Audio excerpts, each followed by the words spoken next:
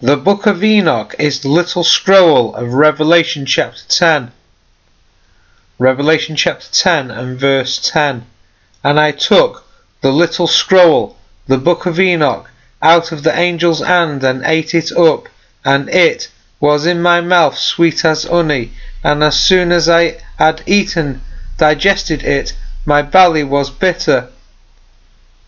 And he said unto me, Thou must prophesy again before many peoples and nations and tongues and kings.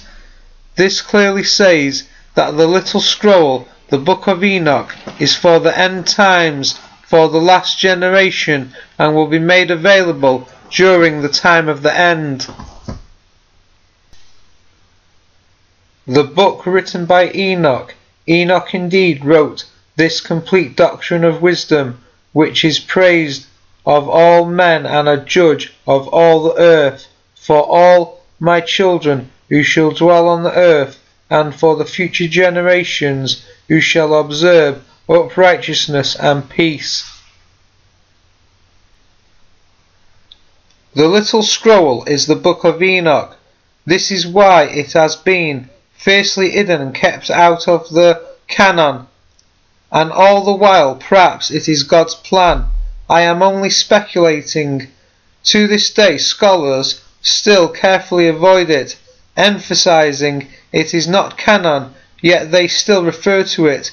To me, it seems all the more reason to read the Book of Enoch. There are many parallels with the Book of Enoch and the Book of Revelation, as well as other prophecies.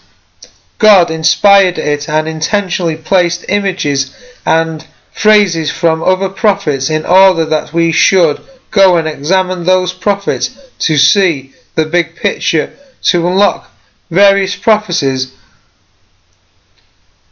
The Book of Revelation is like a reference book explaining the big picture which was unclear or hidden before Jesus' revelation. It is basically for the elect in the end times.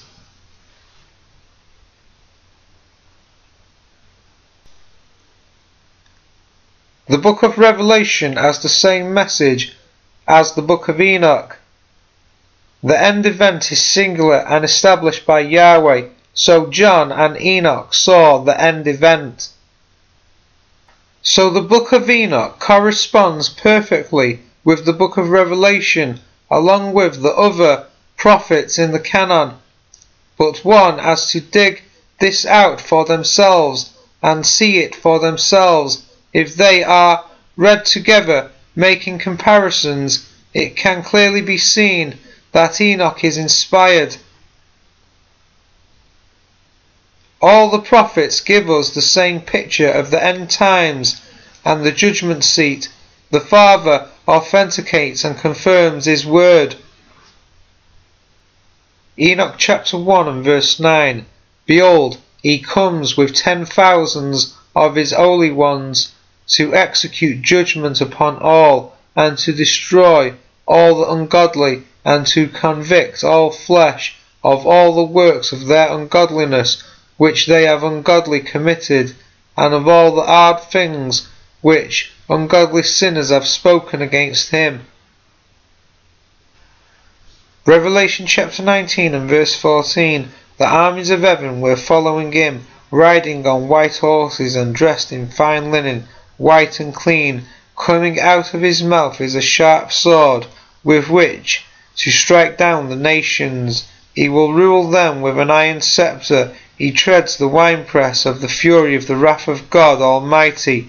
On his robe he has this name written, King of Kings and Lord of Lords.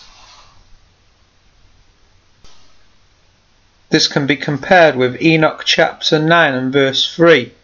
Then they said to their Lord, the King, Thou art Lord of Lords, God of Gods, King of Kings. The throne of thy glory is for ever and ever, and for ever and ever is thy name sanctified and glorified. Thou art blessed and glorified. Enoch chapter 47 and verse 1. In that day the prayer of the holy and the righteous and the blood of the righteous shall ascend from the earth into the presence of the Lord of spirits. This can be compared with Revelation chapter 6 and verse 10.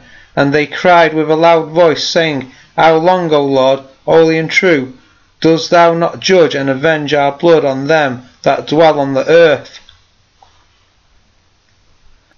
Remember the reading before from Revelation chapter 19 and verse 15. Now coming out of his mouth is a sharp sword, with which to strike down the nations. He will rule them with an iron scepter. He treads the winepress of the fury of the wrath of God Almighty.